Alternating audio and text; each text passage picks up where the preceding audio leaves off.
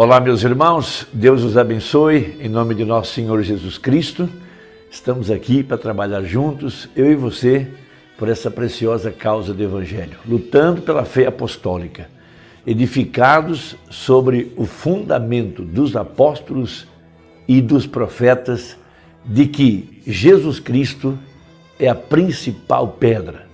Ele é a pedra de esquina, ele é a pedra fundamental, mas muito mais do que isso, ele é a pedra de coroa.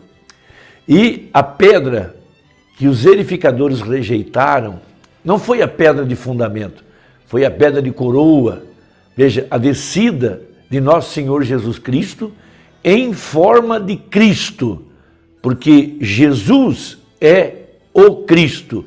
Os que negam que Jesus é o Cristo são os anticristos que têm surgido nessa hora, nesse tempo do fim, porque o falso só poderia aparecer depois que o verdadeiro aparecesse em cena.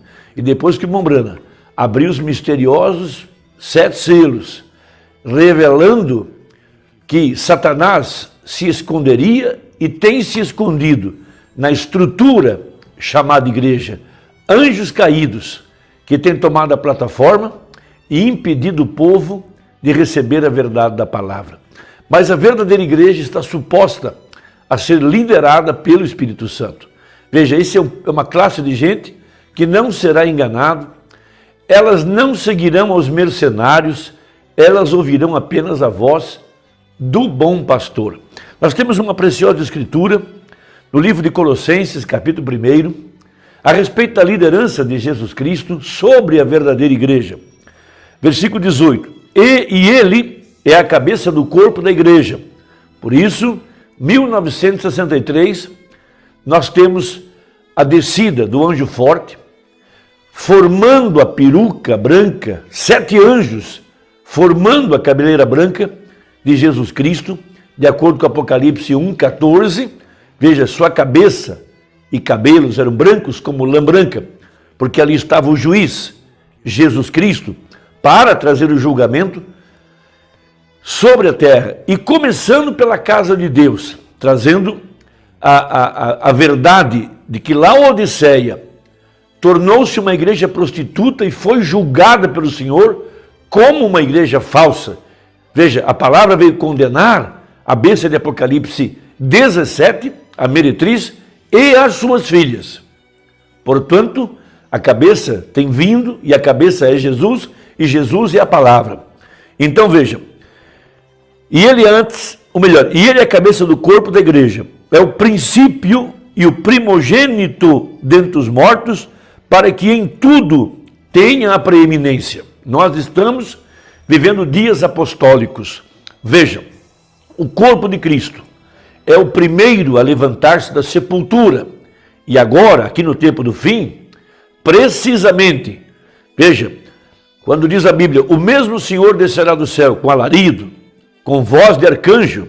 Veja, essa é a voz que tem chamado a igreja para fora da sepultura religiosa. Por isso disse o profeta na mensagem ao nascer do sol. Pela primeira vez na história da igreja, temos a ressurreição de entre o denominacionalismo tão escuro, porque o cavaleiro do cavalo amarelo chama-se morte, e morte soletra-se denominação. Então veja, porque foi do agrado do Pai que toda a plenitude nele habitasse. Vamos repetir. Ele é a cabeça do corpo da igreja, é o princípio e o primogênito dentre os mortos, para que em tudo tenha preeminência. Então, quando a cabeça se manifestou, ela trouxe consigo todos os membros do corpo de Cristo que estavam dentro da sepultura religiosa. Porque veja, o que provou que essa mensagem é verdadeira e que o título de propriedade foi conquistado por nosso parente redentor, foi que quando a cabeça se manifestou, cada membro do corpo de Cristo saiu para fora da sepultura religiosa.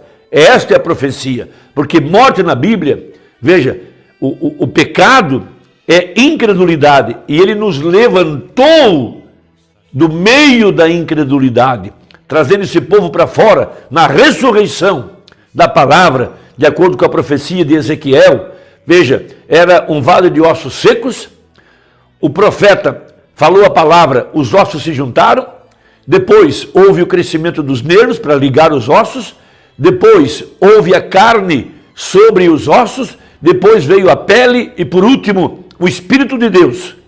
Veja, dando vida a esse corpo, trazendo-o para fora, na quarta fase, quando os selos foram abertos, quando os misteriosos 7 trovões revelaram a descida do anjo forte, Jesus Cristo, a cabeça, para trazer para fora da sepultura a parte do seu corpo, porque nessa hora cada verdadeiro eleito que está em Cristo tem se tornado as primícias, porquanto Jesus é as primícias, e todo aquele que está em Cristo levantou juntamente com ele. Por isso o verdadeiro eleito, a verdadeira noiva de Jesus Cristo, ela não tem que passar pela grande tribulação.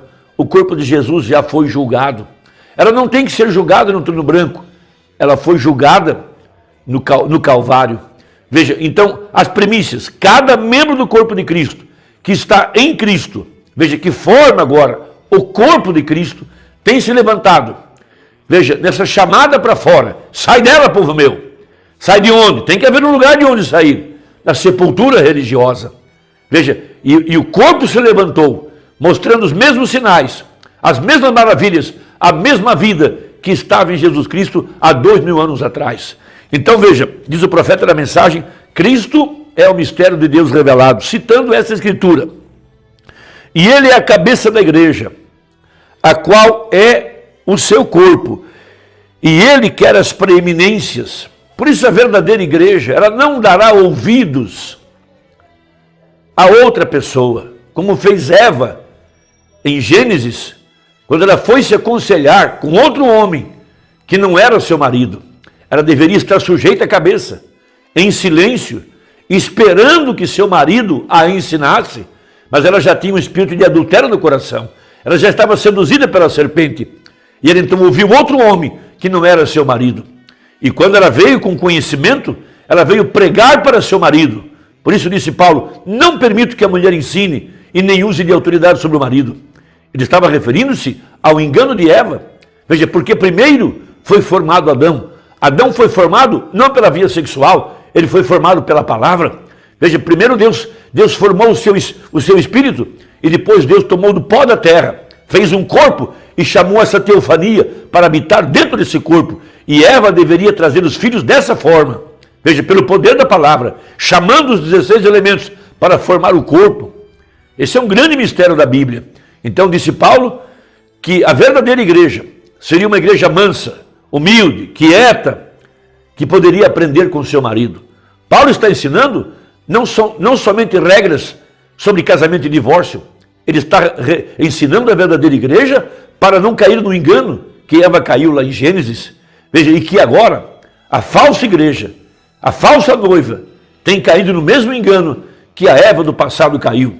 Caíram em arrazoamentos, em interpretações privadas de homens, de mentes corruptas, que queriam reunir o povo ao redor de si mesmo, com propósitos de poder, de vantagem financeira, e para isso eles precisavam de uma doutrina falsa.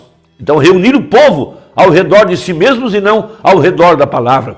Então, Paulo está ensinando a igreja que a verdadeira igreja será uma igreja quieta, que não vai se aconselhar com teólogos, não vai se aconselhar com homens que estão interpretando a palavra, mas ela vai esperar na cabeça Cristo, o Espírito Santo, que vai dar a ela o entendimento da verdade. Disse Paulo em 2 Timóteo, a mulher aprende em silêncio. Veja, há um mistério no silêncio, por isso que o 7º selo foi no silêncio, porque a verdadeira igreja aprenderia do Espírito.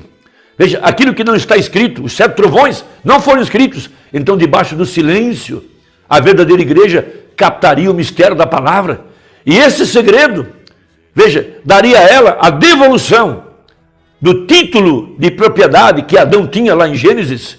Veja, Adão caiu por uma palavra, mas a verdadeira igreja creria em toda a palavra. Então diz o Mombrana, veja, ouça agora, ouça com atenção enquanto nós prosseguimos. O quê?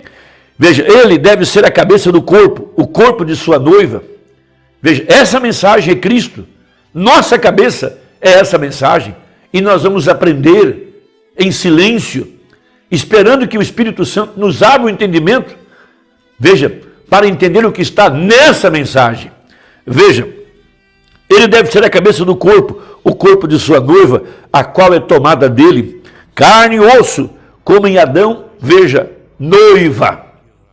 Por isso a ligação de 2 Timóteo. Quando Eva foi ouvir outro homem que não era seu marido, que não era seu cabeça, por isso ela trouxe a Adão um conhecimento, ela estava pregando para Adão, diferente de Maria, que deu um testemunho para José. Veja, nascida dentre os mortos, veja, ou seja, nascida dentre os mortos, do pecado da incredulidade. O que matou Eva? Incredulidade. O que tem matado as pessoas hoje? Incredulidade. O que matou Laodiceia? Incredulidade. O que matou a segunda Eva em Niceia? Incredulidade. Porque fumar, beber, essas coisas são resultados de não crer. Quando você realmente crê, você se alimenta da árvore da vida. E a árvore da vida não vai produzir uma prostituta, uma adúltera, um bebedor de vinho ou de cachaça, ou fumador de cigarro. Não! Produzirá Cristo, produzirá a vida de Jesus outra vez. Então, fé nessa palavra tem nos tirado da sepultura religiosa, tem nos ressuscitado. Então, veja, o que matou Eva? Incredulidade. É isto certo? A incredulidade deles no quê? A incredulidade em Deus? Não! Ela tinha fé em Deus. Se você for na rua e perguntar a um bêbado se ele tem fé em Deus, ele dirá, oh, claro, eu tenho fé em Deus. Mas não é disso que estamos falando.